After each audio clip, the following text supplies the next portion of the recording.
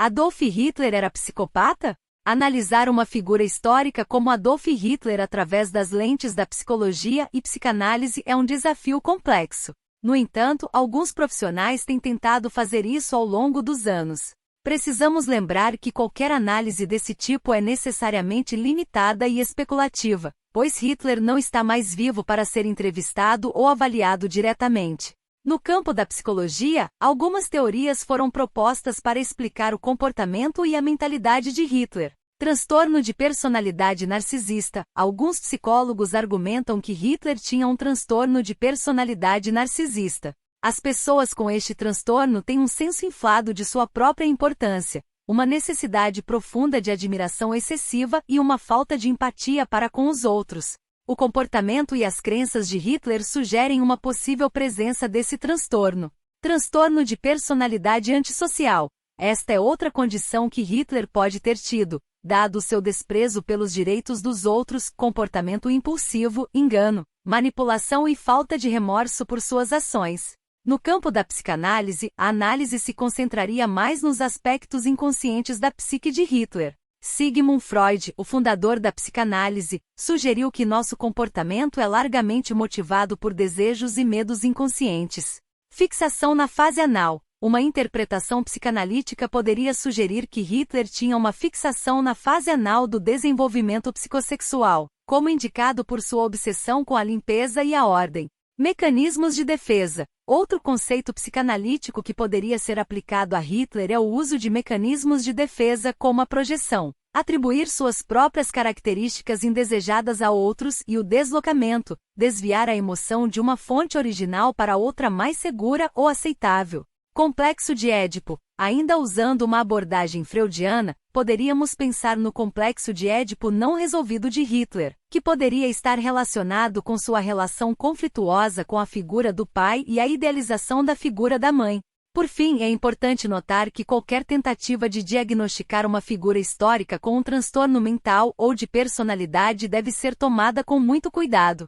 A prática de fazer diagnósticos pós-morte é altamente controversa e inerentemente limitada, pois depende de informações indiretas e muitas vezes não confiáveis. A filosofia não diz algo sobre uma pessoa específica como Adolf Hitler, da mesma forma que a psicologia ou a psicanálise poderiam fazer. A filosofia, como campo, é mais preocupada com questões universais de ética, moral, conhecimento, lógica, etc. No entanto, os filósofos podem usar suas ferramentas conceituais para analisar as ações, as ideologias e as circunstâncias históricas em torno de uma figura como Hitler. Ética e moral. Do ponto de vista ético, as ações de Hitler durante o Holocausto são geralmente vistas como algumas das mais moralmente repugnantes da história. Isso se baseia em quase todas as abordagens da ética, seja ela deontológica, focada no cumprimento do dever e na aderência a regras universais, consequencialista, focada nas consequências das ações, ou virtue ethics, focada no desenvolvimento do caráter moral e virtuoso. As ações de Hitler violaram profundamente os princípios básicos da dignidade humana, direitos humanos e respeito pela vida. Filosofia política. A filosofia política pode examinar as ideologias por trás do regime de Hitler, como o fascismo, o racismo e o nacionalismo extremo. Muitos filósofos políticos condenaram essas ideologias por seu autoritarismo, seu desrespeito pelos direitos individuais e sua promoção da violência e do ódio. Filosofia da história. Do ponto de vista da filosofia da história, podemos refletir sobre o papel de Hitler e do nazismo na trajetória da história do século XX. Isso pode levar a questões sobre o papel dos indivíduos na história, a natureza do mal, e como sociedades podem ser levadas a cometer atrocidades em massa. Existencialismo e niilismo. Algumas análises podem conectar o ascenso de Hitler ao poder e a disseminação de suas ideologias com uma crise de significado e identidade na Alemanha pós-Primeira Guerra Mundial. O existencialismo, por exemplo, se preocupa com questões de liberdade, autenticidade e desespero, que podem ser relevantes ao considerar como tantas pessoas foram levadas a apoiar um regime como o de Hitler. Essas são apenas algumas das formas como a filosofia pode ser usada para analisar uma figura como Hitler. No entanto, é importante lembrar que a filosofia não oferece uma análise definitiva de uma pessoa ou evento histórico, mas sim ferramentas para pensar de maneira crítica e profunda sobre eles. Uma pessoa com características de personalidade semelhantes às de Adolf Hitler tem o potencial de causar danos significativos, especialmente se estiver em uma posição de poder. Aqui estão algumas maneiras pelas quais isso pode acontecer. Manipulação e engano. Hitler foi um orador e propagandista extremamente habilidoso, capaz de manipular as massas e enganar muitas pessoas sobre suas verdadeiras intenções. Isso poderia levar a políticas perigosas sendo adotadas sem oposição significativa. Desrespeito pelos direitos humanos. Hitler mostrou um total desrespeito pelos direitos humanos e pela dignidade humana, o que resultou no genocídio de milhões de pessoas durante o Holocausto. Alguém com uma atitude semelhante poderia facilmente cometer atrocidades em massa. Nacionalismo extremo e preconceito. Hitler promoveu uma forma de nacionalismo extremo baseada na ideia de superioridade racial. Isso levou a políticas de limpeza étnica e genocídio. Uma pessoa com crenças semelhantes poderia facilmente semear a divisão e o ódio entre diferentes grupos étnicos, religiosos ou nacionais. Autoritarismo. Hitler era um líder autoritário que suprimia a dissidência e consolidava todo o poder em suas próprias mãos.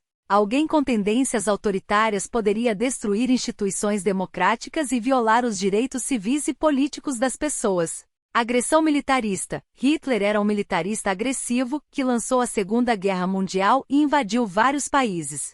Alguém com uma atitude semelhante poderia iniciar guerras desnecessárias, causando mortes e sofrimento em larga escala. Falta de empatia. Hitler parece ter tido uma falta de empatia, não mostrando remorso ou arrependimento pelos danos que causou. Alguém com uma falta de empatia poderia causar sofrimento aos outros sem sentir qualquer culpa ou remorso. É importante notar, no entanto, que enquanto as características de personalidade individuais podem aumentar o risco de comportamento prejudicial, elas não determinam esse comportamento. Circunstâncias sociais, históricas e políticas também desempenham um papel crucial. Além disso, a personalidade de cada indivíduo é única e não pode ser reduzida a uma comparação simples com outra pessoa, mesmo que essa pessoa seja uma figura histórica notória como Adolf Hitler. Este vídeo se propõe a ser uma análise detalhada e cuidadosa, focando nos aspectos psicológicos de Adolf Hitler, uma figura histórica notoriamente complexa e controversa. Embora se trate de uma análise breve, buscamos abordar de forma aprofundada e perspicaz os traços de personalidade e os padrões comportamentais que definiram Hitler e, por consequência, moldaram um período significativo da história mundial. Essa discussão é mais do que uma simples exploração histórica, ela é uma necessidade imperativa. O objetivo principal dessa análise é entender melhor como uma única personalidade, como a de Hitler, pode ter um impacto tão profundo e destrutivo no mundo. Através desse entendimento, esperamos contribuir para a prevenção de tais eventos horrendos no futuro.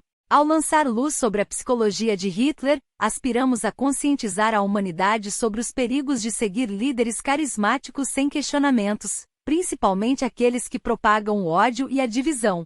Desta forma, essa análise é um apelo à vigilância e à responsabilidade cívica, na esperança de que eventos tão devastadores como aqueles liderados por Hitler não se repitam na história da humanidade. Empatia é sinônimo de saúde mental? ChatGPT. A empatia é um componente importante da saúde mental, mas não é sinônimo dela. A empatia, a capacidade de entender e compartilhar os sentimentos dos outros, é uma parte crucial das relações interpessoais saudáveis e é fundamental para muitas formas de interação social. No entanto, a saúde mental envolve uma gama muito mais ampla de fatores. A saúde mental abrange tudo desde a ausência de doenças mentais, como depressão, ansiedade, esquizofrenia, etc., até o bem-estar emocional e psicológico geral. Isso inclui coisas como a capacidade de gerenciar o estresse, manter relacionamentos saudáveis, sentir-se bem consigo mesmo, ter um senso de propósito e significado na vida, e ser capaz de funcionar efetivamente no trabalho e em outras áreas da vida. Além disso, embora a empatia seja geralmente vista como uma qualidade positiva, ela também pode levar a desafios para a saúde mental em alguns casos. Por exemplo, pessoas com alta empatia podem às vezes se sentir sobrecarregadas ou esgotadas emocionalmente se estiverem constantemente sentindo a dor ou o estresse dos outros. Isso é às vezes chamado de fadiga da compaixão ou fadiga da empatia. Em outros casos, pessoas com transtornos mentais, como o transtorno de personalidade borderline, podem experimentar uma forma instável de empatia, oscilando entre intensa identificação emocional com os outros e sentimentos de alienação ou raiva. Portanto, embora a empatia seja um aspecto importante da saúde mental, é apenas uma parte de um quadro muito maior. É importante buscar um equilíbrio de muitos fatores diferentes para manter a saúde mental ideal. Marcelo Pascoal Pizzuto é um psicólogo experiente que agora oferece serviços de psicologia online a preços acessíveis. Sua missão é tornar o cuidado com a saúde mental acessível a todos, independentemente das condições financeiras. A terapia online que ele oferece é personalizada e de qualidade, adaptada às suas necessidades e realizada no conforto da sua casa. Marcelo tem especialização em áreas como transtorno de personalidade borderline, ansiedade, depressão, relacionamentos e comunicação, e desenvolvimento pessoal. Comprometido com a justiça social, Marcelo trabalha para eliminar as barreiras que impedem o acesso ao tratamento de saúde mental. Ele acredita que todos merecem apoio emocional e um espaço seguro para explorar e superar desafios pessoais. Agende sua primeira consulta agora e experimente a diferença que a terapia online com um profissional dedicado pode fazer em sua vida. Entre em contato para saber mais sobre preços e disponibilidade. Não espere mais para começar sua jornada rumo ao bem-estar emocional. Entre em contato com Marcelo Pascoal Pizzuto hoje mesmo. Link de contato de Marcelo na descrição deste vídeo.